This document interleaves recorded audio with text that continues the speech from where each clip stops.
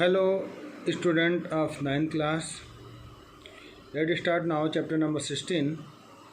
The name of chapter is Economics and Economy. First topic our is meaning of economics. Human needs are the unlimited, but the resources available to fulfill the needs are limited.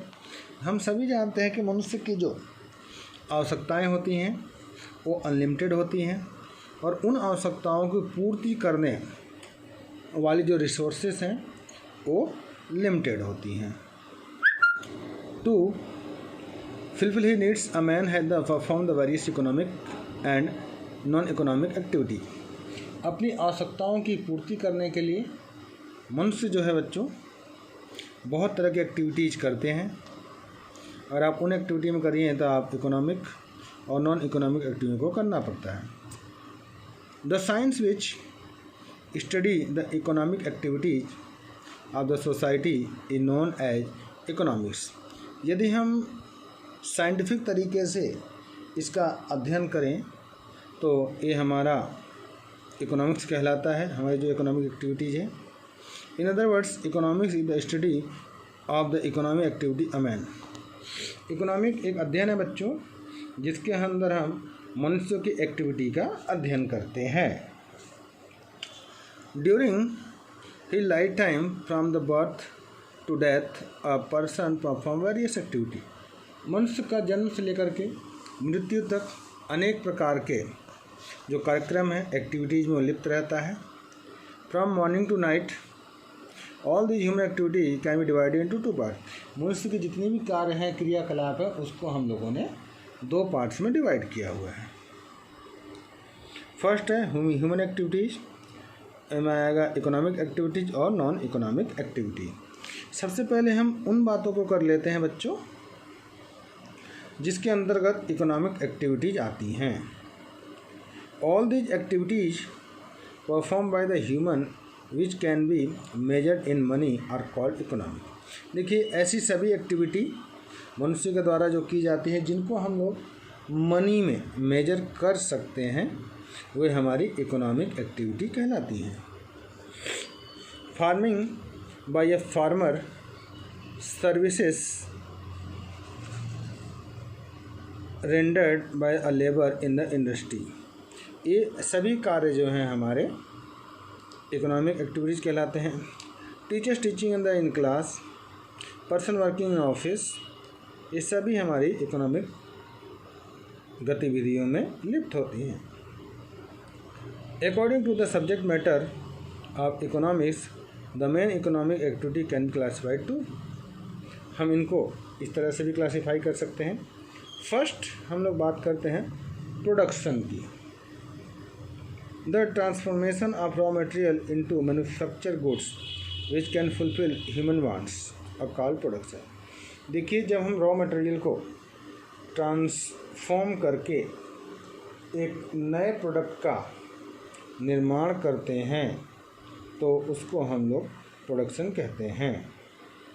In other words production is the creation of utility. जो production है उसका जो creation है वो utility के माध्यम से किया जाता है. A person producing goods and services with the aim of earning profit.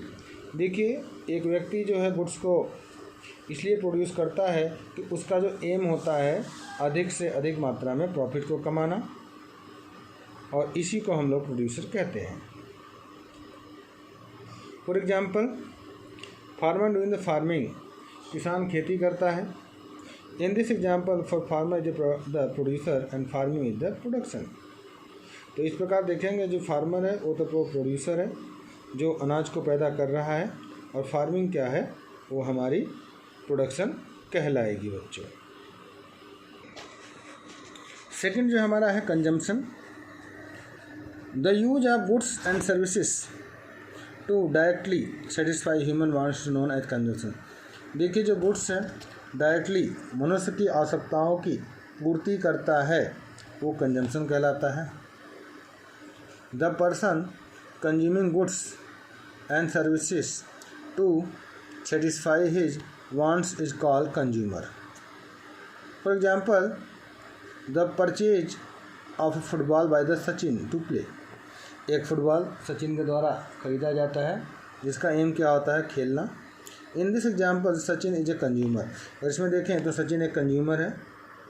Act of purchasing football is consumption, यानी उसने जो फुटबॉल खरीदा है उसको हम लोग कंजम्पशन कह सकते हैं.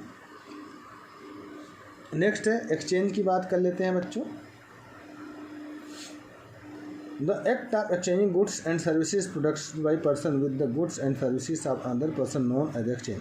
जब एक व्यक्ति गुड्स और सर्विसेज को प्रोड्यूस करता है और एक पर्सन से उसको एक्सचेंज करता है तो इसको हम लोग एक्सचेंज कहते हैं इकोनॉमिक्स में. अगर दूसरे वर्ड्स में कहा जाए, selling of goods and services in market, consumers and the producer is the called exchange.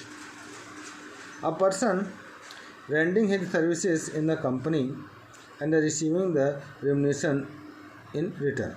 एक व्यक्ति किसी कंपनी में जॉब करता है, उसके बदले में उसको क्या मिलता है, सैलरी प्राप्त होती है. In this the same a person buying wheat. इसी प्रकार से एक व्यक्ति गेहूं को परचेज करता है मार्केट से एंड पेइंग द प्राइस, और वो उसके प्राइस को पे करता है. ये सभी एक्सचेंज के माध्यम है. नेक्स्ट जिस टॉपिक की हम बात कर रहे हैं उसको हम लोग कहते हैं distribution. A producer needs various factor to production to produce goods and services. एक प्रोड्यूसर को बहुत सारे अलग अलग फैक्टर्स का सामना करना पड़ता है गुड्स को प्रोड्यूस करने के लिए, सर्विसेज देने के लिए. There are 5 factors of production. Production के लिए 5 फैक्टर्स का होना बहुत ज़्यादा ज़रूरी है बच्चों. फर्स्ट है लैंड, आपके पास एक लैंड होनी चाहिए. सेकंड कैपिटल, सफिशिएंट मात्रा में आपके पास कैपिटल होनी चाहिए. अच्छी लेबर होनी चाहिए. प्रॉपर मैनेजमेंट होना चाहिए. और एंटरप्रेन्योर यानी कि उद्यम करने का साहस होना चाहिए. Production is possible with the joint and collective effort. देखिए प्रोडक्शन क्या है, एक कलेक्टिव एफर्ट्स है, सभी को मिलकर के प्रयास करना होता है. All factors of the production, the division of production among the factors of production is called the distribution. जितने भी फैक्टर्स हैं प्रोडक्शन के, उनका जो डिवीजन है, बंटवारा है, वही डिस्ट्रीब्यूशन कहलाता है. अगर दूसरे वर्ड्स में कहें तो जो division of revenue received by the exchange of production, various factors production of called distribution. अब बी की बात कर लेते हैं बच्चों. नॉन इकोनॉमिक एक्टिविटीज़ कौन कौन सी होती हैं उनके बारे में देख लेते हैं. The activity inspired by the love. ऐसी एक्टिविटी जो आप प्यार में करते हैं, प्रभावित होकर करते हैं, सोशल और रिलीजियस ड्यूटी समझ करके करते हैं, अपनी फिजिकल नीड्स की पूर्ति करते हैं, पेट्रोलियम के कारण करते हैं, वे हमारे नॉन इकोनॉमिक एक्टिविटीज़ होते हैं. इसके बदले में आपको कोई भी पैसा नहीं मिलता है. These types of activity are not valued for money. For example, children playing cricket, working of a housewife, prayers in the worship places, contribution by a person in the social work. इस तरह की जो चीज़ें हैं वो हमारी non economic activities में आती हैं. फैक्टर ऑफ प्रोडक्शन, देखिए पहले ही बताया है 5 चीज़ें हमें बहुत ज़्यादा ज़रूरी है. देखिए क्या क्या ज़रूरत है प्रोडक्शन के लिए हमें. सबसे पहले हम बात कर लेते हैं लैंड की. सेकंड बात करते हैं लेबर की. थर्ड बात करते हैं कैपिटल की. फोर्थ है एंटरप्रेन्योर की. इन सभी चीज़ों की हमें ज़रूरत होती है. लैंड वह होता है जहाँ पर हम कोई बिजनेस स्थापित करते हैं. ये प्रकृति का दिया हुआ गिफ्ट होता है बच्चों. पृथ्वी के ऊपर का जो भाग है वो हम लोग लैंड कहते हैं. लैंड जो है इंडिविजुअल या पब्लिकली हो सकता है, ठीक है. और लैंड को हम लोग जनरेशन बाय जनरेशन क्या करते हैं, ट्रांसफ़र करते रहते हैं. कुछ लैंड ऐसी भी होती है जो फर्टाइल होती है, कुछ लैंड ऐसी भी होती है बच्चों जो नॉन फर्टाइल होती हैं. जो नॉन फर्टाइल होती है उनके ऊपर हम लोग कोई ना कोई इंडस्ट्री लगा देते हैं. देखिए लेबर फिजिकल और मेंटल एफर्ट्स है जिसके अंदर हमें गुड्स को प्रोड्यूस करना है. इसके लिए हमें बहुत अच्छे और वेल स्किल्ड लेबर की आवश्यकता होती है, नॉलेजेबल व्यक्ति की आवश्यकता होती है, जो हमें हमारे गुड्स के प्रोडक्शन में अपना अहम रोल अदा कर सके। ठीक है, क्योंकि लेबर जो होता है वही सारा प्रोडक्शन का कार्यभार उसी के ऊपर होता है। वो जितना स्किल्ड होगा, अच्छी तरह उसको समझ आएगी, वो उतनी ही तेज़ी से प्रोडक्टिविटी में क्या करेगा बच्चों, अपना योगदान देगा। अगर हम देखें तो जिस कंपनी के पास जितने अच्छे लेबर हैं वो कंपनी उतनी ही ज़्यादा प्रोग्रेस करती है और उनका जो प्रोडक्टिविटी है वो बहुत ही तेज़ी से बढ़ता है। जो लेबर को हम लोग सैलरी प्रोवाइड करते हैं उसको हम लोग वेजिस कहते हैं। अब बात करते हैं कैपिटल। देखिए बच्चों, किसी भी बिजनेस को स्थापित करने के लिए आपके पास सफिशिएंट मात्रा में मनी का होना आवश्यक है, क्योंकि बिना मनी के आप कोई भी बिजनेस इस्टेब्लिश नहीं कर सकते हैं। ठीक है, इसलिए आपके पास मनी का होना बहुत ज़रूरी है। इसको हम लोग वेल्थ भी कहते हैं। वेल्थ का यूज हम लोग प्रोडक्शन में करते हैं और कहते हैं पैसा पैसे को खींचता है। यदि आप किसी कंपनी में पैसा लगाते हैं, कोई प्रोडक्शन करते हैं, तो वो आपको उसके बदले में रिटर्न ज़रूर प्राप्त करता है। अगर आप ह्यूमन एक्टिविटी के रूप में देखें तो इसको हम लोग कैपिटल कहते हैं और कैपिटल हर एक प्रोडक्शन के लिए, हर एक कार्य के लिए बहुत ज़्यादा आवश्यक होता है। नेक्स्ट है एंटरप्रेन्योर। देखिए, एंटरप्रेन्योर एक ऑर्गेनाइजेशन होती है, एक संस्था होती है जिसमें एक या एक से अधिक व्यक्ति क्या करते हैं, किसी कार्य को करने पर सहमत होते हैं। इसमें जो रिस्क होता है वो वही व्यक्ति सहन करेगा जो इसका या इंडिविजुअल व्यक्ति कर रहा है या पार्टनरशिप में कर रहा है। इस कार्य में देखिए हमेशा रिस्क बना रहता है, ध्यान रखिएगा। रिस्क इसलिए होता है कि जब हम कोई बिजनेस स्टार्ट करते हैं तो इस बात की कोई गारंटी नहीं होती है कि वो बिजनेस रनिंग करेगा या वो हमको प्रॉफिट देगा।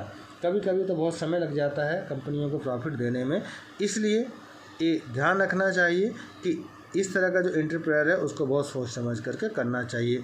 ये हमारे लिए बहुत ही ज़्यादा महत्वपूर्ण होते हैं।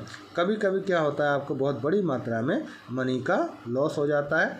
इसलिए जब भी आप कोई भी वर्क करें बच्चों, तो उसकी सारे चीज़ों का ध्यान रखें, इसके गुण और दोषों का ध्यान रखें, क्या बेनिफिट्स है, क्या डिमेरिट्स है, इन सभी चीज़ों का हमको ध्यान में रखना चाहिए। चलिए बच्चों, आज के लिए इतना ही। कल फिर मिलते हैं। इस चैप्टर को थोड़ा सा आगे बढ़ाएंगे हम लोग, क्योंकि ये चैप्टर बहुत अच्छा है आपके हिसाब से। अभी एग्जामिनेशन पैटर्न को देखें तो ये अच्छा है। एंटरप्रेन्योर को आप कह सकते हैं, यदि प्रॉफिट होता है तो जितना भी प्रॉफिट होगा वो उसी का होगा और जो भी रिस्क है वो भी इसी का होगा। इसलिए जो भी आप बिजनेस करें, कार्य करें, वो बहुत अच्छे से सोच विचार के करें। चलिए, ओके, बाय बाय।